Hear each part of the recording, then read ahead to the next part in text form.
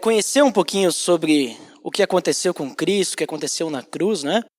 Acho que vocês já têm esse conhecimento. Então hoje a gente vai falar um pouquinho mais sobre isso.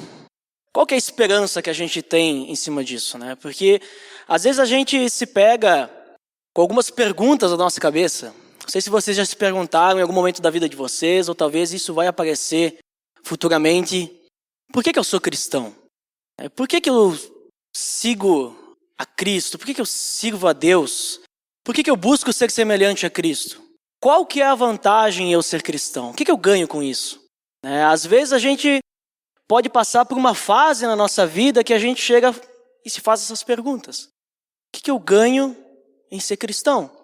E a gente olha lá fora e as pessoas, elas parecem felizes, né? Principalmente quando a gente fica muito conectado, né? Porque Facebook, WhatsApp, redes sociais, o que a gente vê na televisão, novela, filmes, isso não é a realidade, né? Muitas vezes as pessoas fingem ser felizes, mas no coração delas, elas não estão. E a gente fica pensando nisso, por que essas pessoas são felizes e eu não sou, né? Porque elas podem fazer muitas coisas legais que eu gostaria de fazer e eu não posso. E a gente acaba muitas vezes, por causa disso, vivendo uma religiosidade, porque a gente deixa de lado aquilo que é o principal, né? Que é servir a Deus. E a gente fica se preocupando no que eu faço, no que eu não faço. Então a gente vai conversar um pouquinho sobre isso, sobre a esperança que a gente tem através do sacrifício de Cristo. O que nos faz estar motivados a continuar nessa caminhada? Então hoje a gente vai falar um pouquinho sobre isso e a gente vai usar, claro, como base o texto em que Jesus é crucificado. Esse texto ele está nos 4 evangelhos. Para quem está anotando, então eu vou citar ali. A gente não vai ler todos, né? Mas para vocês poderem ler durante a semana e tudo mais, daqui a pouco fazer como devocional. Então para quem está anotando, Mateus 27, a partir do versículo 35, vocês vão encontrar os relatos sobre a crucificação de Cristo.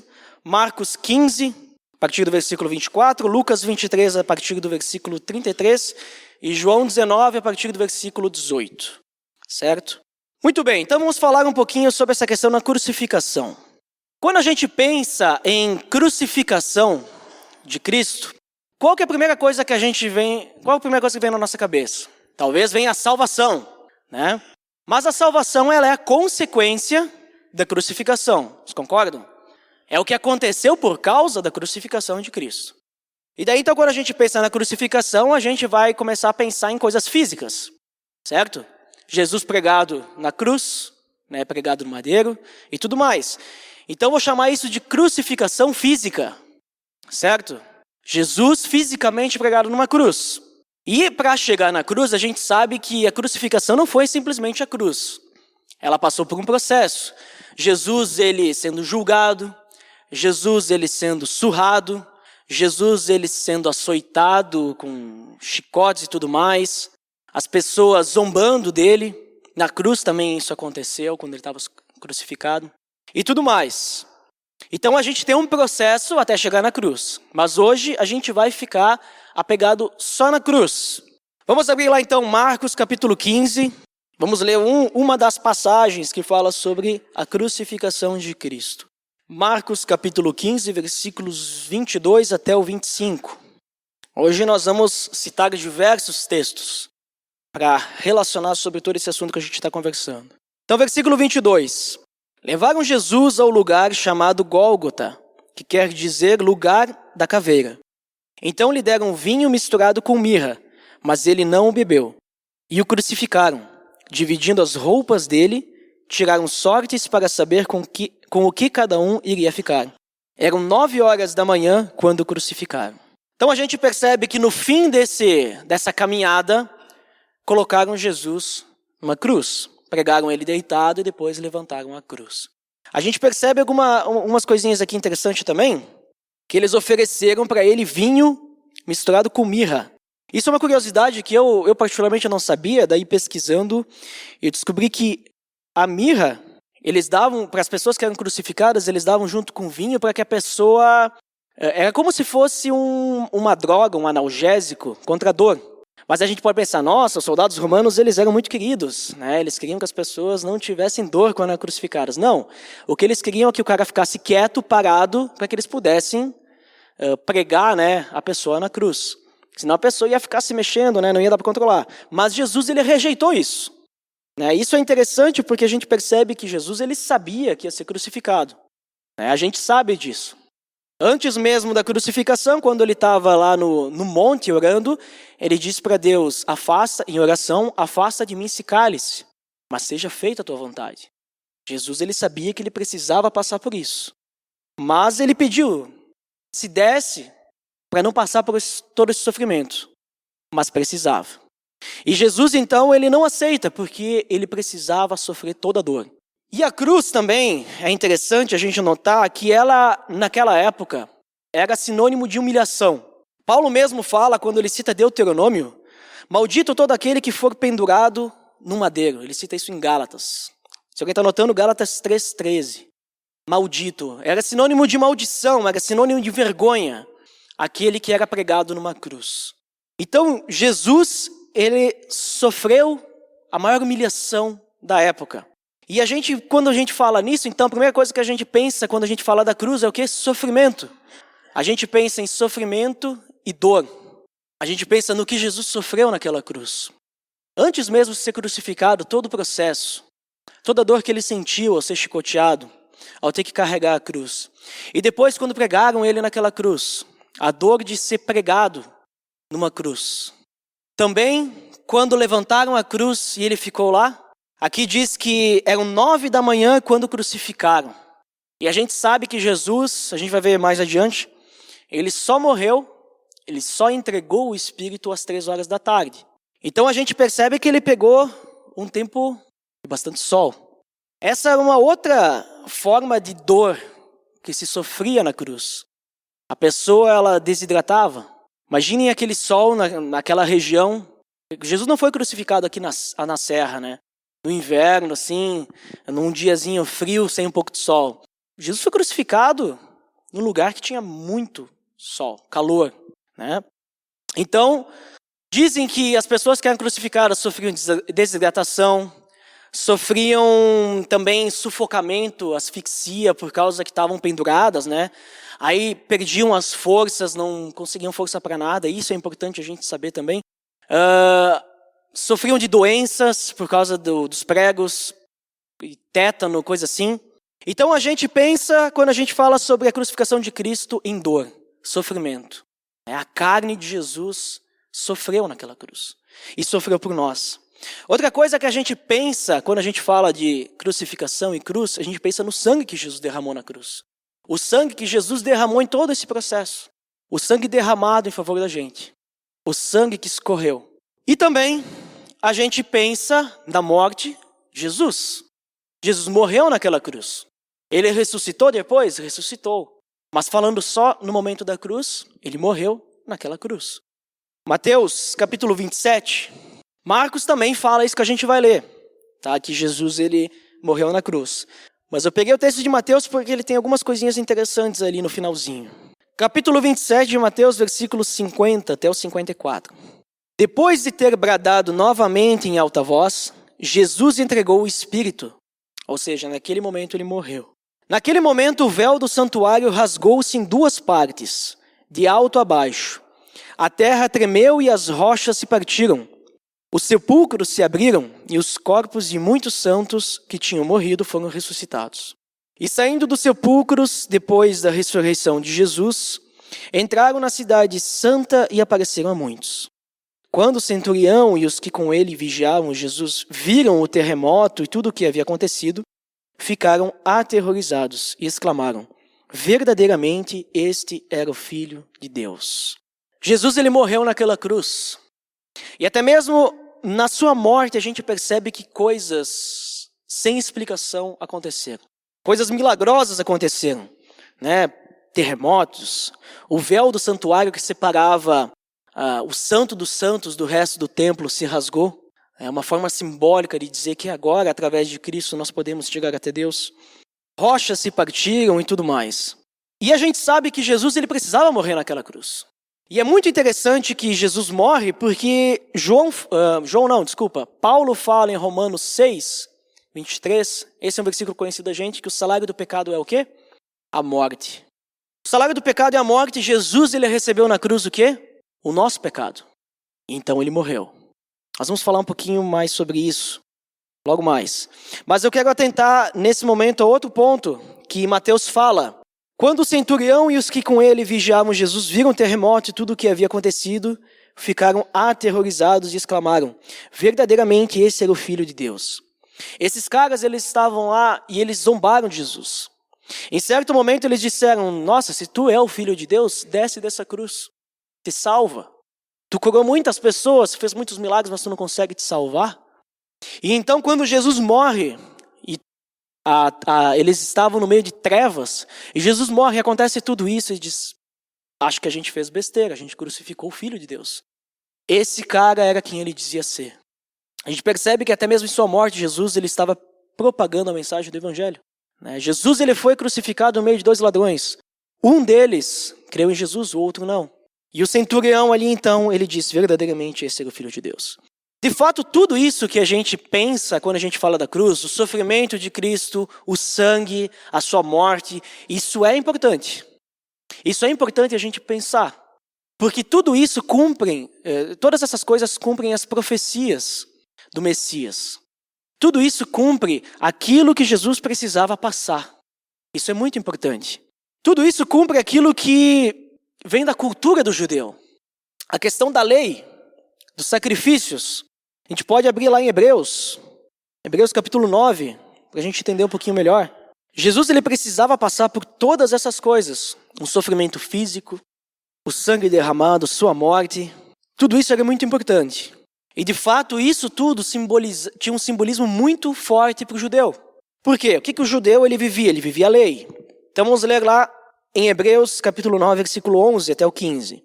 Quando Cristo veio como sumo sacerdote dos benefícios agora presentes, ele adentrou o maior e mais perfeito tabernáculo, não feito pelo homem, isto é, não pertence a esta criação.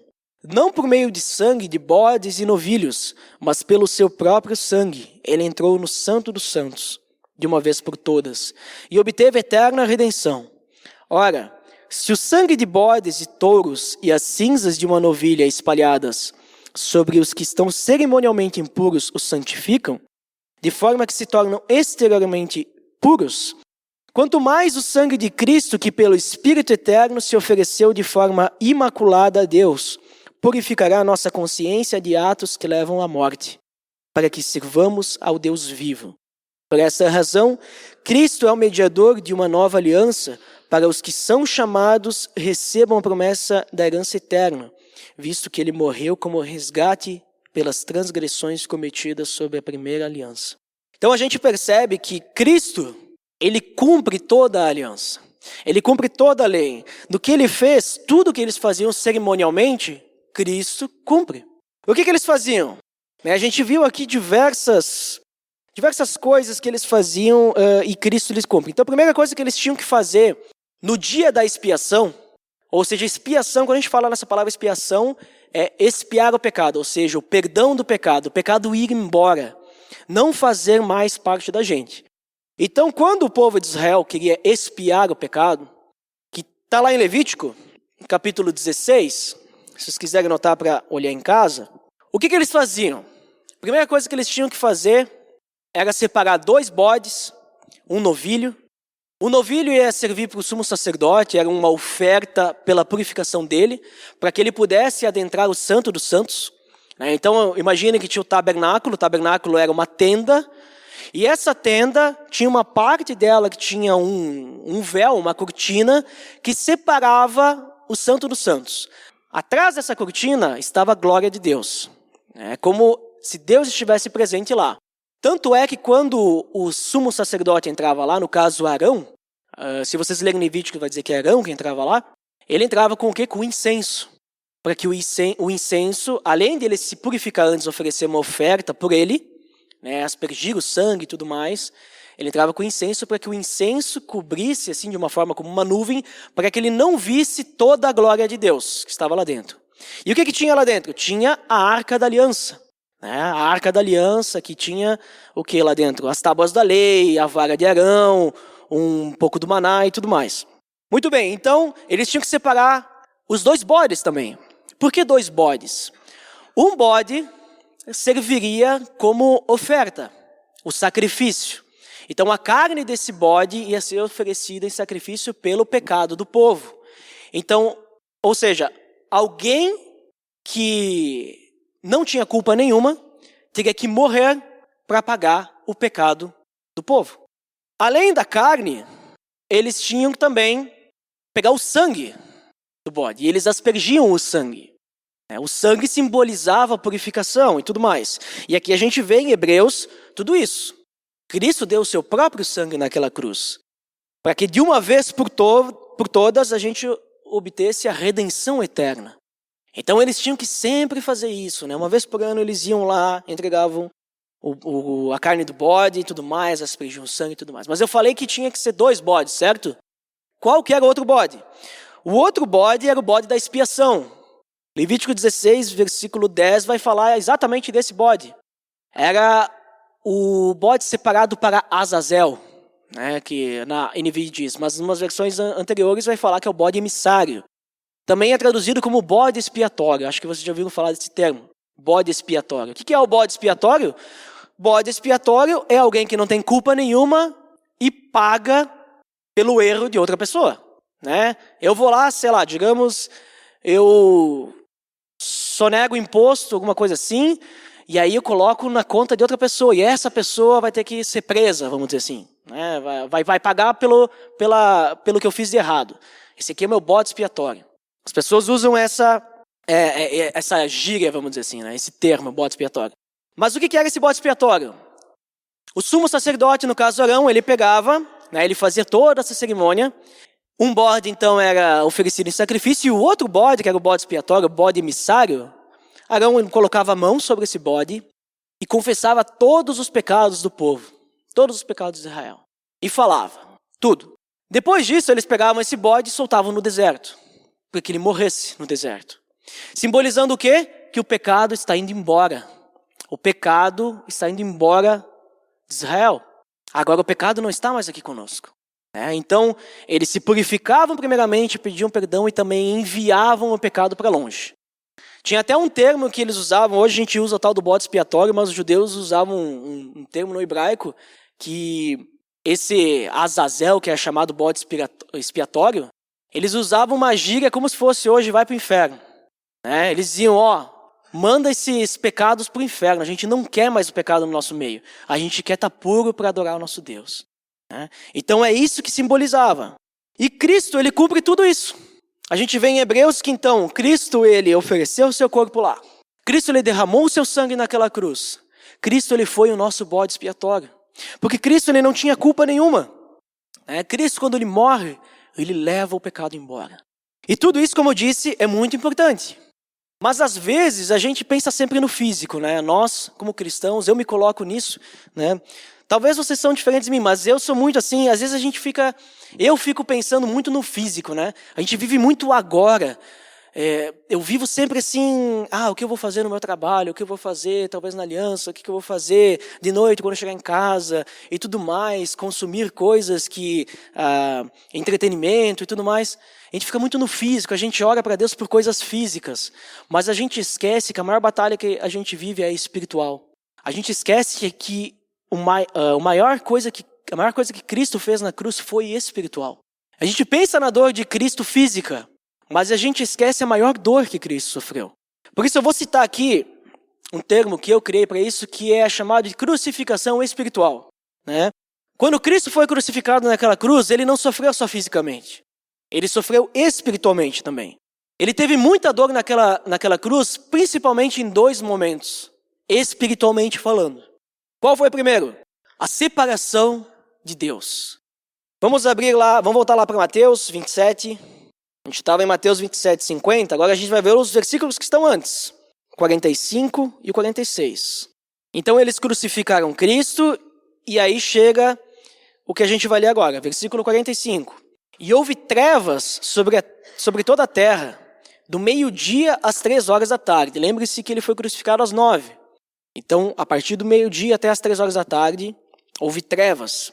Por volta das 3 horas da tarde, Jesus bradou em alta voz, Eloi, Eloi, lama sabachthani, que significa, meu Deus, por que me abandonaste? Jesus, lembra que eu falei que a pessoa crucificada, ela sofria até de asfixia, faltava o ar. Ela ficava lá naquela cruz de um jeito que ela ficava pendurada, que com toda a dor que ela tinha sofrido antes e tudo mais, o peso de carregar aquela cruz, né, que Cristo inclusive teve que ter ajuda para carregar, que não era a cruz inteira, né? Os estudiosos dizem que era só a parte horizontal que Jesus teve que carregar. Então era muito difícil ter fôlego para dar um grito.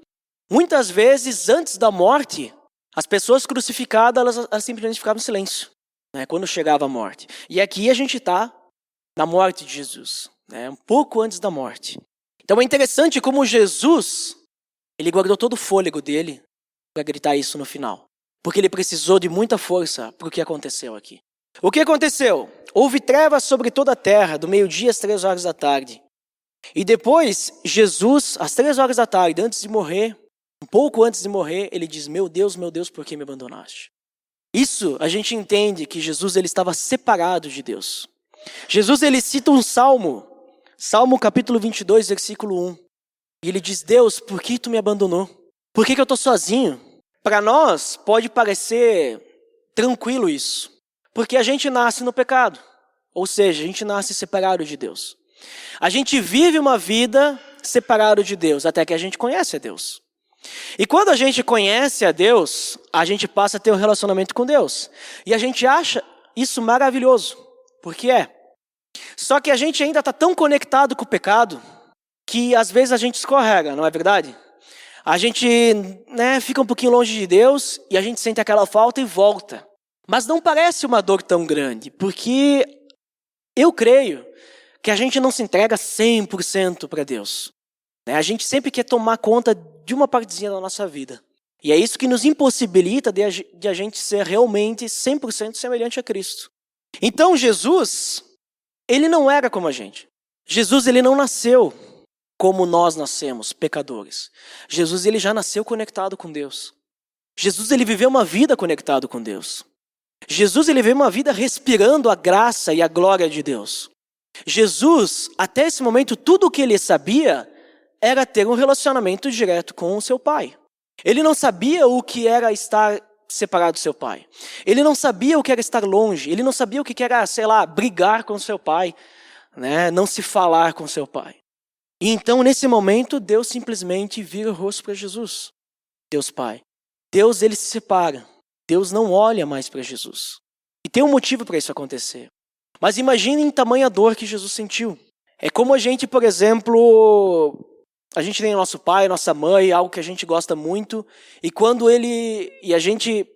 muitas vezes a gente coloca assim tudo que a gente é em cima deles.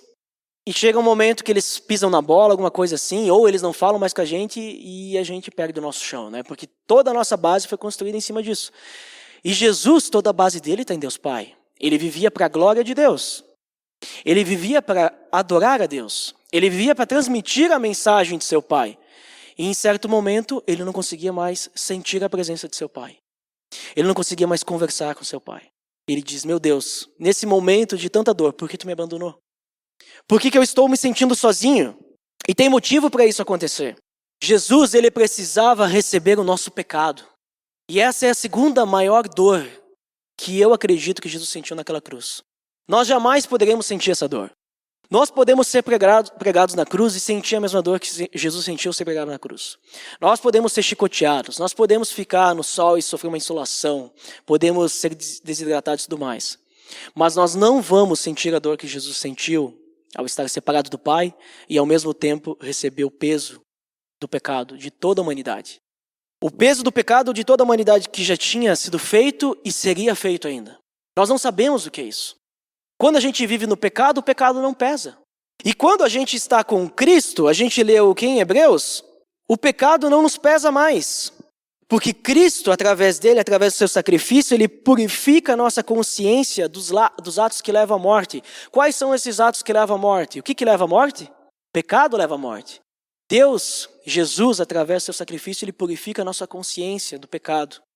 Nós, quando somos cristãos, se nós realmente estamos conectados com Cristo, e quando a gente peca, a gente rapidamente, a gente entende que erramos, acertamos isso com quem a gente pecou, e com Deus, o pecado não pesa.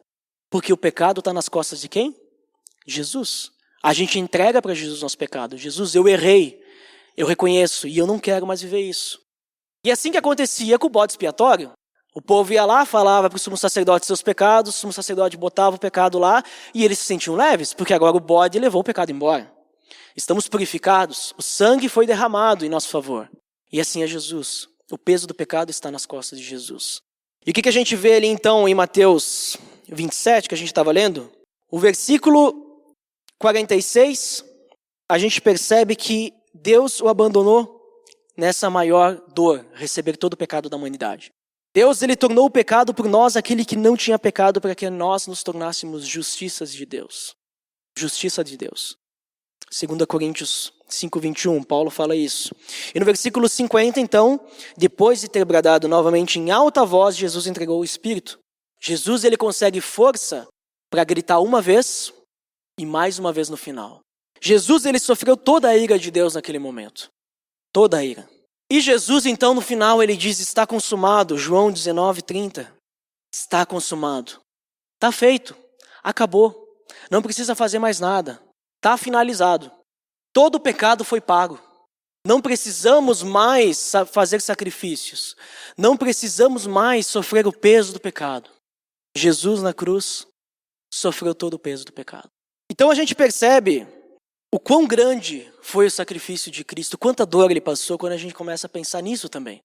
Não estou dizendo que a gente não tem que pensar na dor física. Sim, mas não é só isso. Tem a parte espiritual também que a gente tem que pensar. Que também é muito forte. E é algo que a gente jamais poderia fazer. A gente poderia tentar, se a gente vivesse naquela época, vamos ser crucificados porque vamos pagar o pecado do povo. Não ia ser a mesma coisa, porque a gente não é puro. A gente não suportaria tudo isso também. Jesus, ele guardou forças para suportar o pecado. E no final, ele usou toda a sua força para gritar, está consumado, acabou. E Jesus, então, no final, ele diz que ele entrega o seu Espírito, né? E entregou o seu Espírito. Isso é interessante porque a gente percebe que, conforme João, capítulo 10, versículo 18, Jesus, ele diz que ele tem autoridade sobre a vida dele. Ninguém tira a vida de Jesus. Ele decide quando ele morre. O sacrifício de Jesus naquela cruz não foi um assassinato. Jesus, naquele momento, ele recebeu todo o pecado e ele disse, agora que eu acabei de receber o pecado, eu paguei pelo pecado de todo o povo, agora eu posso morrer. Então, beleza. Eu entrego o meu espírito. Isso é muito interessante a gente saber porque a gente percebe que se Jesus ele não tivesse esse controle, ele poderia ter morrido antes. Ele poderia ter morrido bem antes. Mas não. Ele guardou toda a sua força para morrer quando já estava consumado. E tudo isso, por que é interessante para nós? O que isso nos faz? O que isso nos faz responder a pergunta, por que eu sou cristão? Qual que é a vantagem de ser cristão? O que me motiva a continuar nessa caminhada? O que me motiva a continuar adorando a Deus, a seguir a Ele, buscar ser melhor, um servo de Cristo? Isso nos traz uma esperança em vários pontos importantes, né? Primeira esperança que a gente tem através de tudo isso que Cristo sofreu na cruz por nós é o perdão dos nossos pecados. Vamos abrir lá em Efésios, capítulo 1. Efésios, capítulo 1, versículo 7 e 8. Versículo 7. Nele temos a redenção por meio de seu sangue, o perdão dos pecados, de acordo com as riquezas da graça de Deus, a qual ele derramou sobre nós com toda a sabedoria e entendimento. Em quem que nós temos o perdão dos pecados? Em Jesus. É nele que nós temos o perdão dos pecados. Porque ele pagou o nosso pecado. Então, primeira esperança, nós temos o perdão dos pecados. Segunda esperança, a salvação. Ali na mesma página, versículo 4. versículo 5 do capítulo 2 de Efésios.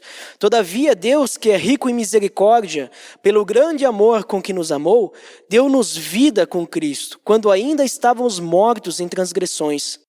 Pela graça vocês são salvos. Jesus nos dá vida através do seu sacrifício.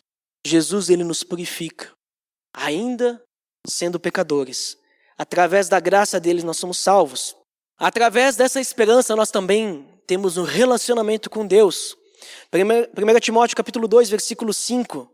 Só há um mediador entre Deus e os homens, Cristo Jesus. Certo? É isso mesmo? Porque eu não li. Vocês estão acompanhando? Vai que eu falei errado. Só há um mediador entre Deus e os homens, Jesus. Através desse sacrifício, nós somos filhos de Deus. João capítulo 1, versículo 12. Contudo, a todos que receberam e creram em seu nome, deu-lhes o direito de se tornarem filhos de Deus. Nós podemos ser filhos de Deus através do sacrifício de Cristo. Nós temos liberdade através do sacrifício de Cristo. Romanos capítulo 6, versículo 6 e 7. Pois sabemos que o nosso velho homem foi crucificado com ele para que o corpo do pecado seja destruído e não mais sejamos escravos do pecado. Pois quem morreu foi justificado do pecado.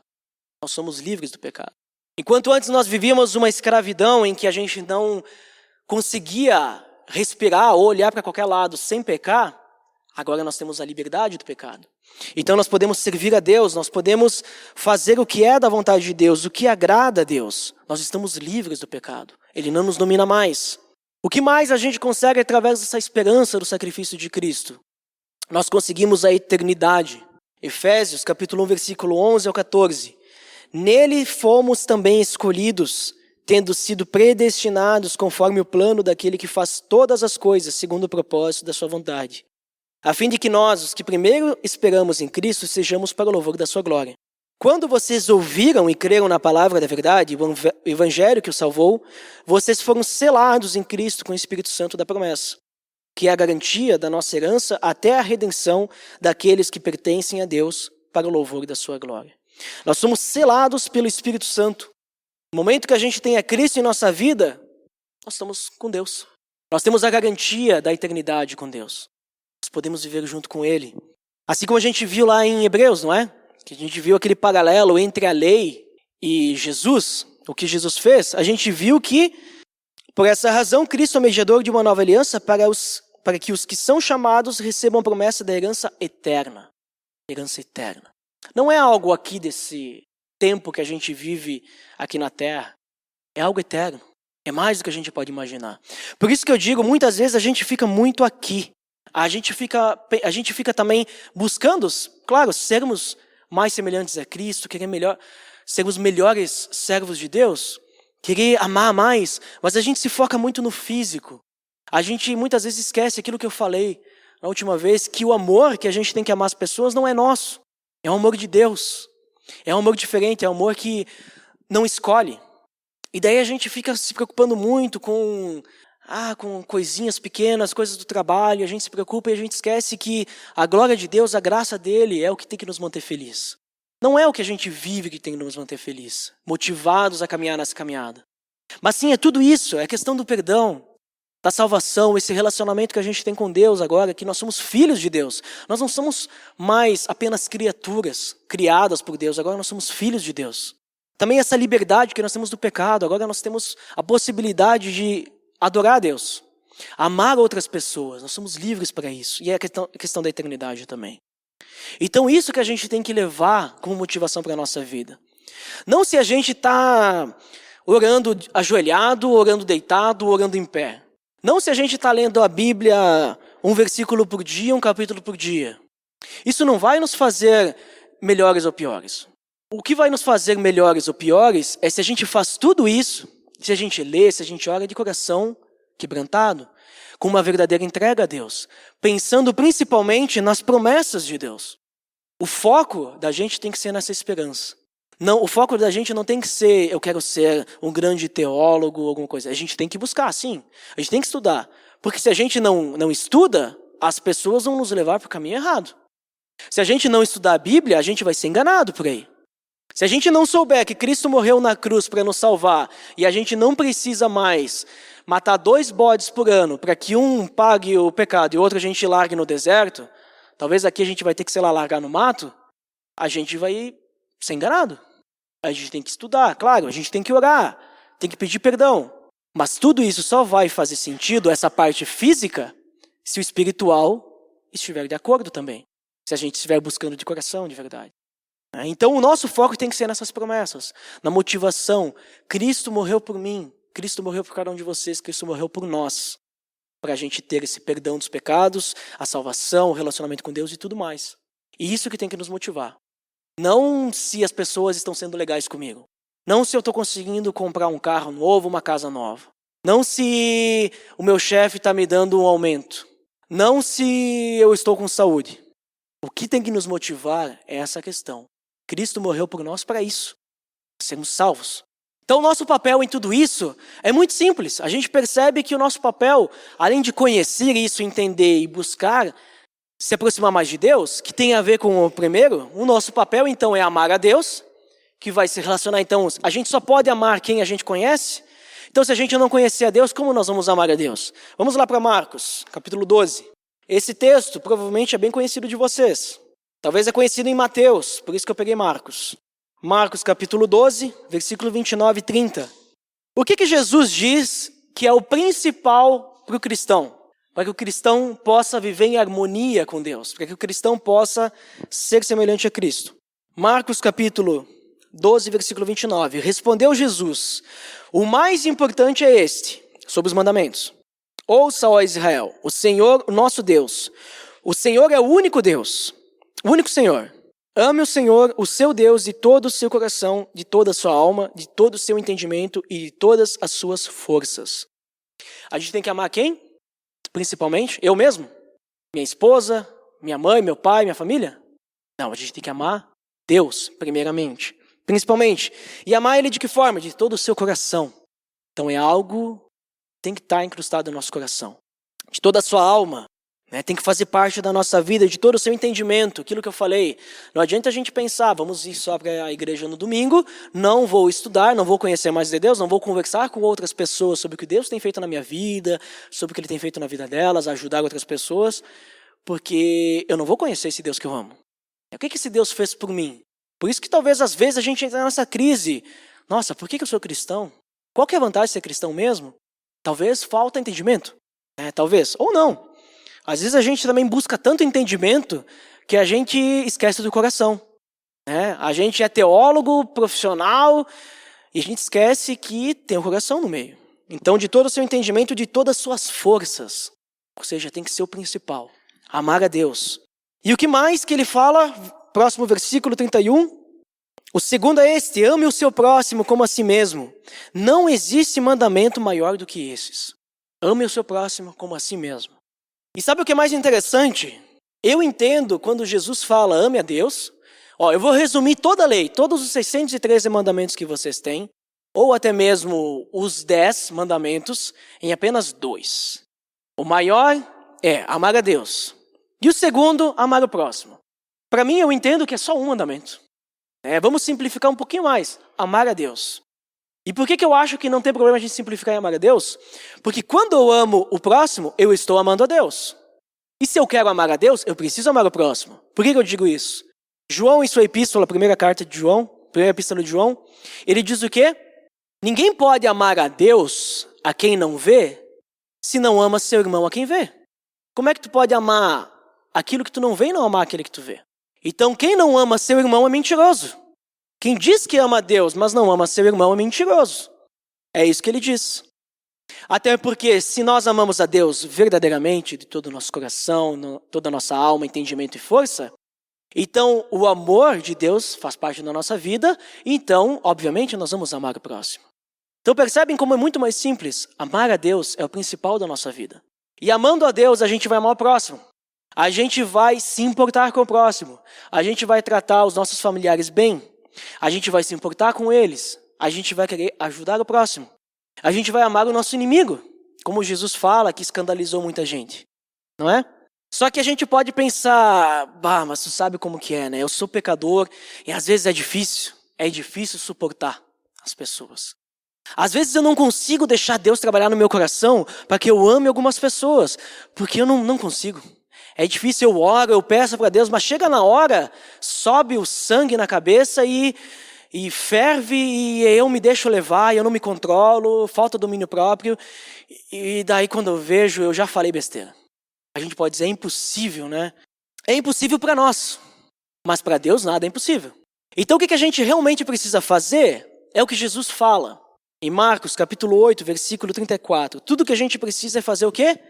Negar a nós mesmos. Aquele que quiser me seguir, negue-se a si mesmo. Carregue sua cruz, siga-me. É isso que a gente precisa fazer. Porque no momento que a gente nega a nós mesmos, nós deixamos quem trabalhar? Cristo. Então o amor de Deus faz parte da nossa vida. E isso é fácil?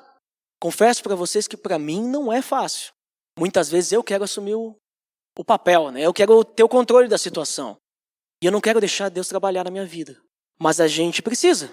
Porque através disso, quanto mais a gente deixar Deus trabalhar na nossa vida, quanto mais a gente se negar, quanto mais a gente carregar a nossa cruz, a gente vai entender que Cristo pagou o nosso pecado. A gente vai entender que nós somos salvos. A gente vai entender que o amor de Deus faz parte da nossa vida. Que nós temos um relacionamento direto com Deus. Que nós somos filhos dele.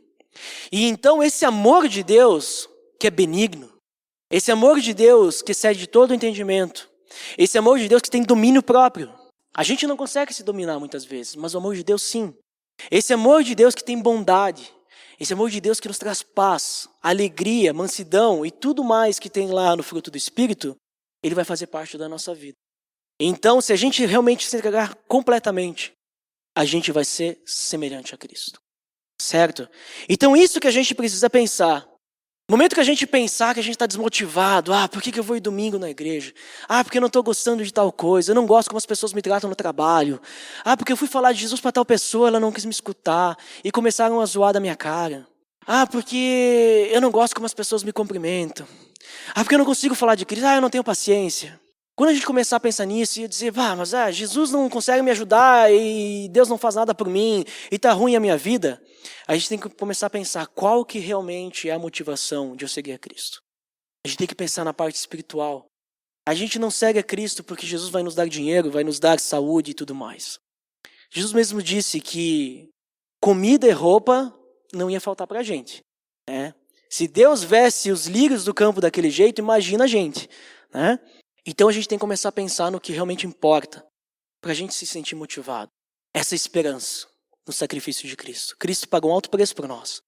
Nós temos que valorizar mais isso. Né? Nos entregarmos realmente e deixar isso fazer parte da nossa vida. Eu confesso para vocês que isso tem feito a diferença na minha vida.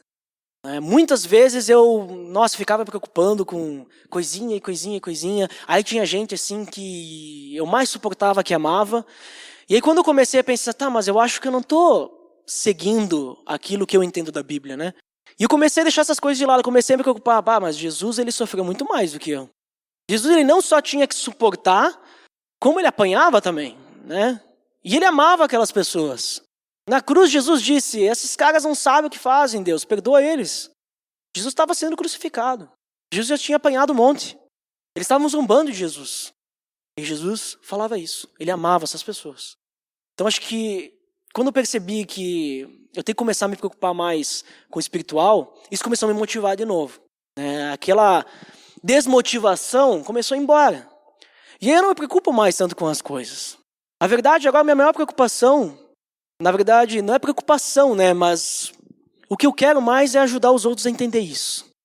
Porque as outras pessoas que eu percebo que estão cabisbaixas, estão desmotivadas, parece que não vai para frente e tal, minha vida, porque elas entendam isso também, para que talvez isso possa ser uma palavra de conforto, possa ajudar de alguma forma. Vamos orar? Senhor Deus, em nome de Teu Filho Jesus, te peço que o Senhor trabalhe em nossos corações, para que o Senhor seja completo, Deus, em nossos corações. Que o Teu Espírito possa agir em nossa vida, em cada respirar. Tudo é novo, Deus, agora que nós vivemos contigo. A nossa vida é diferente, nós morremos para o velho homem e nascemos de novo, através do Teu sacrifício. Tudo o que a gente tinha antes, Deus, não faz mais sentido agora. E que a gente possa então ter isso claro, Senhor, em nossos corações, para que o Senhor seja totalmente aparente, Deus, em nossa vida. Que o Senhor brilhe em nós, que o Senhor possa nos ajudar a ter controle, Deus, sobre a nossa carne. Para que ela não nos influencie mais, mas apenas o Senhor, Deus, possa nos ajudar a amar, nos ajudar a entender as outras pessoas e tudo mais. Que tudo isso possa nos motivar, Deus, possa ser a nossa esperança de vida e que a Tua graça, Deus, nos baste. Que seja suficiente, Deus, para a nossa alegria. É isso que eu te peço, em nome de Teu Filho Jesus. Amém.